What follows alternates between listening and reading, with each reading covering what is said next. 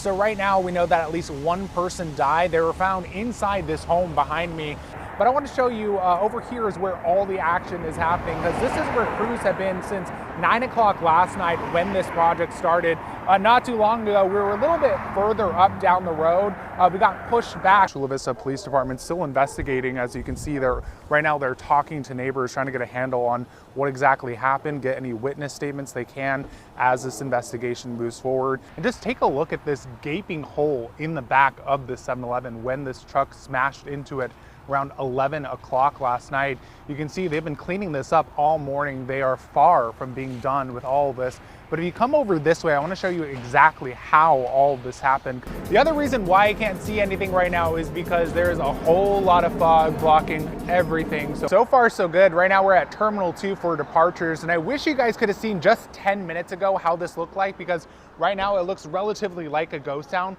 That was not the case when we got here around 6:30 this morning. I mean, just look at this debris. This is lining up and down the street. There's still mud everywhere. You really have to watch where you're going. This neighborhood was virtually underwater when the storm hit, and the family that lives here lost everything. They tell me that they're just grateful that they're alive. That's Samuel Esquivel and his grandma, Teresa Martinez, along with her cat, Bruno.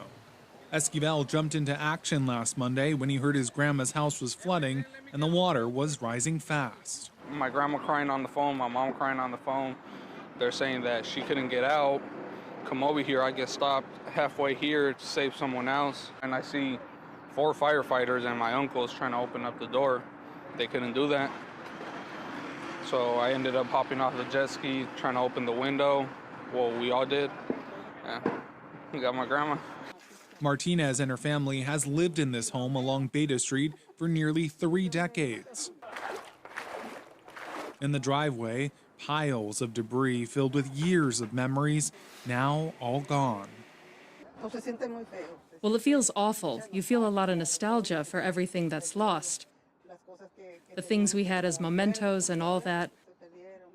We lost photos, papers, all that was gone. Material things can be replaced, but a life can't. In the aftermath of all this, neighbors have been coming together to help each other out. Martinez says she's staying with her daughter and might sell the family home. Although letting go will be painful, she tells me she's got her faith to keep her strong. We're here because God is great. Adonis Albright, NBC7. For years, the concept of challenge sports simply did not exist. That all changed when 30 years ago, the Challenge Athletes Foundation started funding more than 100 sports, just like this one, for athletes across the country. And many of the athletes out here tell me that this organization is the reason why their dreams have become a reality.